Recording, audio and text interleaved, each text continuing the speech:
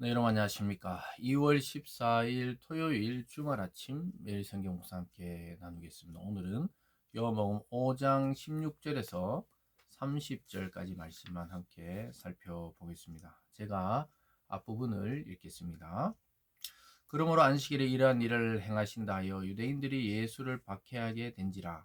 예수께서 그들에게 이르시되 내 아버지께서 이제까지 일하시니 나도 일하신다 하며 유대인들이 이를로 말미암아 더욱 예수를 죽이고자 하니 이는 안식일을 범할 뿐만 아니라 하나님을 자기의 친 아버지라 하여 자기를 하나님과 동등으로 삼음이러라. 아멘. 한 구절을 더 읽겠습니다. 24절입니다.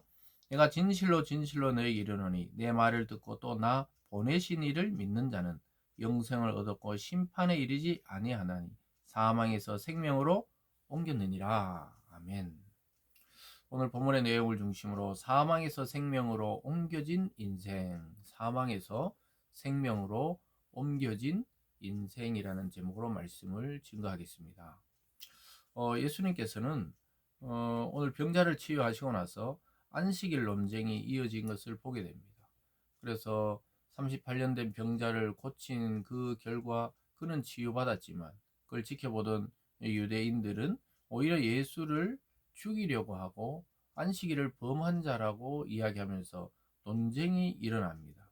더구나 예수님께서 내 아버지가 일하신다 이렇게 하나님을 아버지라 불렀다 해서 하나님과 예수님을 동등으로 여김으로 신성 모독의 죄를 더 씌워서 죽이려고 합니다. 유대인들이 하나님을 직접 이름을 부르는 것도 그들은 불경하다고 생각했는데 예수님은 하나님이 내 아버지다 이렇게 하니까 용서할 수 없는 분노가 일어나는 것입니다. 왜냐하면 아버지가 하나님이면 자기도 하나님이란 말이 되기 때문에 유대 종교의 관점에서 예수 그리스도는 신성 모독자입니다. 결국 이 일로 인해서 또 여러 가지 사건을 덧붙여서 나중에 십자가에 달려 돌아가시게 되는 사건이 발생하게 되는 것이죠. 그래서 우리는 지금 보면 유대인들이 예수를 죽였구나 또는 죽이려고 했구나 나쁘다는 관점으로 바라봅니다. 물론 악한 자들이죠. 그러나 그 역사적 배경을 보면 예수님의 그 말씀은 가히 혁명적이고 도저히 그 당시에 유대 문화에서 받아들일 수 없는 말씀을 하셨다는 사실입니다. 하나님을 아버지다. 구약의 어떤 선지자도 어떤 왕도 하나님을 아버지라 부른 적이 없습니다. 하나님의 종이다. 자기들이 이렇게 불렀지. 하나님을 여호와다. 또 이렇게 불렀지. 아버지다. 이렇게 부른 자가 없었던 것입니다. 우리는 워낙 어릴 때부터 또 교회 다니고 예수님 믿는 사람들은 그냥 하나님 아버지 아주 쉽게 이야기하지만 그렇게 구약의 시대 또 그리고 유대 종교에서는 쉽게 부를 수 있는 이름이 아니었던 거예요. 그래서 깜짝 놀라는 것이죠. 예수님이 17절 중간에 내 아버지께서 이제까지 일하시니 하나님을 아버지라고 부른 최초의 사람이 나타난 거예요. 이 사람들이 깜짝 놀란 겁니다. 나도 일한다. 내 아버지가 누구죠? 하나님. 자기는 하나님의 아들이라는 것이죠. 계속 18절에 유대인들이 이로 말미암아 더욱 예수를 죽이자 하니 이는 안식일을 범했다. 그러니까 38년 된 병자를 안식일에 고치는 것뿐만 아니라 하나님을 자기의 친아버지라 하여 자기를 하나님과 동등으로 삼으심이러라. 예수님께서는 그냥 당연히 자연스럽게 아버지의 일을 고했을 뿐입니다. 하나님의 아들로서 하나님이 하시는 일을 그대로 하셨습니다. 그런데 그 사람들은 놀랍게도 예수님을 참 하나님의 아들인 줄 몰라보고 그들은 오히려 예수님을 죽이려고 했다는 것이죠. 참 이건 놀라운 일입니다. 우리 그리스도인들은 하나님을 아버지로 자연스럽게 부르지만 유대 종교인들은 아버지라 부르지 못해요. 그 어미하시고 두렵고 떨리시는 그 하나님이다 이렇게 여기기 때문에 율법 안에 모세 안에 그 법에 갇혀 있을 때는 아버지라 부를 수 없는 존재예요. 하나님을 마주치기만 해도 죽는다고 생각했던 그러한 사상이기 때문에 예수님의 이 말은 그들에게는 완전한 신성모독으로 들렸던 것입니다.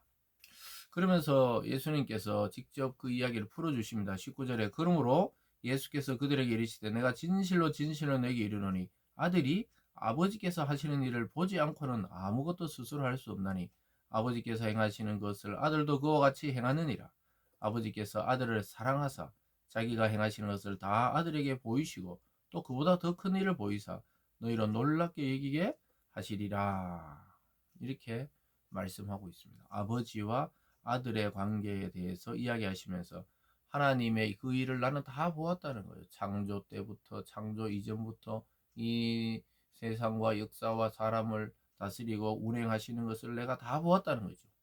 그보다 더 큰 일 한다는 게, 그것은 이 하나님보다 더 크다는 것이 아니라 영향력과 이 세상의 구원자로서의 역할을 이야기하는 것이죠. 그래서 아버지와 아들의 관계다. 하나님과 나는 아버지와 아들의 관계고 나는 그분의 참 아들이란 거예요. 그래서 하나님의 아들이신 예수는 하나님이시죠. 이게 삼위일체론에서 딱 그대로 나오는 것이죠. 그래서 그 하나님이라는 그 본질적 속성에서 다 일체되어 있는 것입니다. 그러니까 유대인들은 막 깜짝 놀라는 것이죠. 이게 들어본 적이 없는 말을 주님께서 이 땅에 오셔서 하신 것입니다.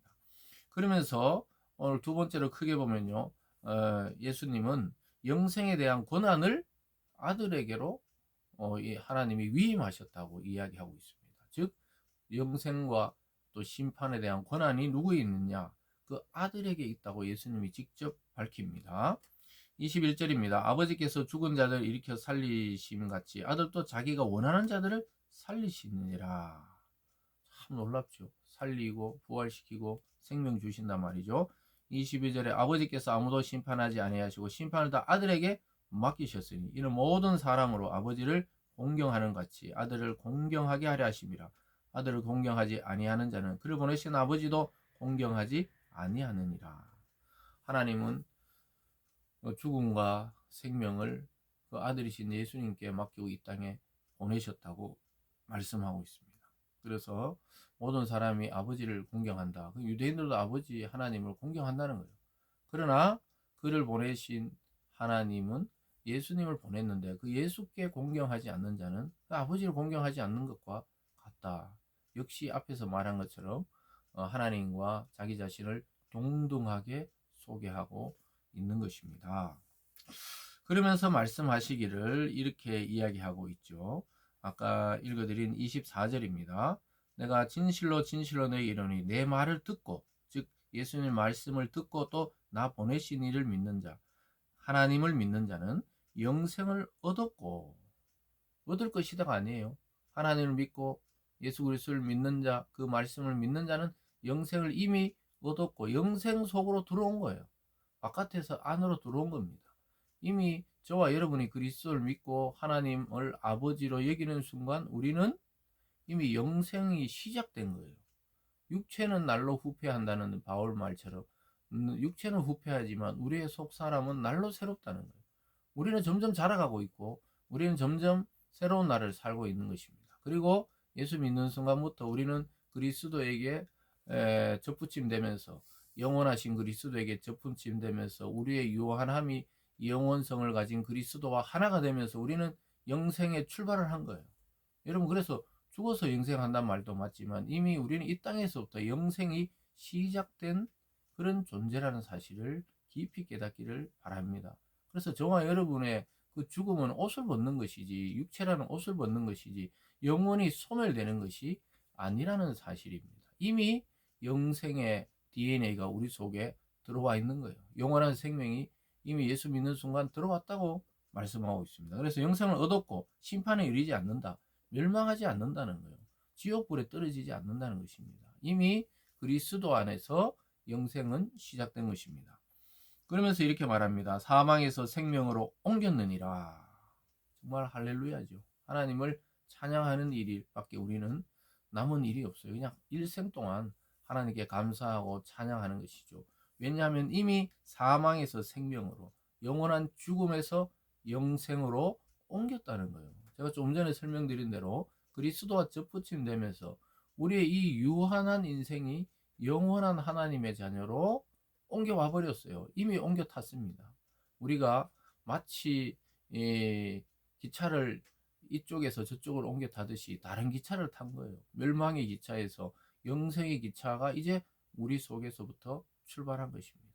그게 누구로부터? 그리스도를 믿음으로 우리에게 부여된 은혜입니다. 이걸 잘 이해하셔야 돼요. 그래서 우리의 구원은 아주 명확한 사실이고, 그리고 굉장히 예수님 말씀을 보면 논리적이고, 또 예수님은 하나님의 나라에서 와서 전달했기 때문에 정확하다는 것이죠. 누구도 이렇게 말할 수 없습니다. 그러면서 계속 26절에도 보면요. 진실로 진실로 너희에게 이르노니 죽은 자들이 하나님의 아들의 음성을 들을 때가 오나니 곧 이때라. 듣는 자는 살아나리라. 아버지께서 자기 속에 생명이 있음같이 아들에게도 생명을 주어 그 속에 있게 하셨고, 이렇게 말합니다. 죽은 자들조차 주님의 음성을 들을 때가 오나니 곧 이때라. 듣는 자는 살아난다는 거예요. 여기서 보면 육체적 죽음과 영적인 죽음을 다 포함한 것이죠. 온 인류는 죽음 속에 있고 어둠 속에 있고 빛이 없는 가운데 있는데, 빛이시고 생명이시고 영생이신 그리스도가 이 땅에 오셔서 살아나라고 했을 때, 즉 예수를 믿으라 했을 때, 우리가 그를 믿었을 때 저와 여러분의 죽은 영혼이 살아난 거예요. 그리고 앞으로 그 육체적 죽음뿐만 아니라 영적으로도 죽어야 되고 지옥 들어야 될 우리들의 인생이 영적으로도 이미 부활의 몸에, 또 부활의 그 은혜에 속한 자가 된 것이죠. 그래서 저와 여러분은 죽음이 없는 세계에 이미 들어왔는 거예요. 뭐 육체로 영생한다 이런 게 아니네요. 그런 게 아니란 말은 여러분 이해하시면서 우리의 영생은 육체가 아니고 이미 영적으로는 시작되었다는 것을 오늘 이 말씀을 통해 반드시 믿고 흔들림 없이 걸어가야 되는 것입니다. 왜냐하면 이미 아들에게도 생명을 주어 그 속에 있게 했다는 거예요. 저와 여러분 속에 그리스도의 DNA가 들어왔다는 겁니다. 우리는 영생의 DNA가 없었는데 영생이 들어온 존재예요. 그러면은 그 유전자와 함께 그렇게 아버지의 모습을 닮아가듯이 우리도 그리스도와 하나님의 모습을 닮아가고 있는 중인 것입니다. 그러면서 계속해서 심판의 권세를 자신에게 주셨다고 이야기합니다. 28절입니다. 이를 놀랍게 여기지 말라. 무덤 속에 있는 자가 음성을 들을 때가 오나니 선한 일을 행한 자는 생명의 부활로, 악한 일을 행한 자는 심판의 부활로 나오리라. 내가 아무것도 스스로 할 수 없노라. 듣는 대로 심판하노니 나는 나의 뜻대로 하려 하지 않고 나를 보내신 이의 뜻대로 하려 함으로 내 심판은 의로우니라. 하나님의 뜻대로 심판하시는 그리스도 예수의 심판은 의롭다는 것입니다. 사랑하는 여러분, 오늘 이 말씀 참 쉬운 것 같지만 어려운 말씀이고 굉장히 모든 말씀이 그러하지만 깊은 말씀입니다. 다시 한번 여러분들이 한 구절 한 구절 묵상해 보시고, 내 인생은 사망에서 생명으로 이미 옮겨진 삶이구나. 이것에 대해서 확신하는 오늘이 되기를 원합니다. 기도하겠습니다. 사랑의 하나님 아버지, 감사합니다. 생명 주시는 예수 그리스도를 통해 영원한 생명을 우리 속에 주심을 감사합니다. 날마다 감사하며 하나님을 찬양하며 살아가는 참 하나님의 자녀로 오늘 또 살아갈 수 있도록 우리를 인도하여 주시옵소서. 감사드리며 예수님 이름으로 기도드리옵나이다. 아멘.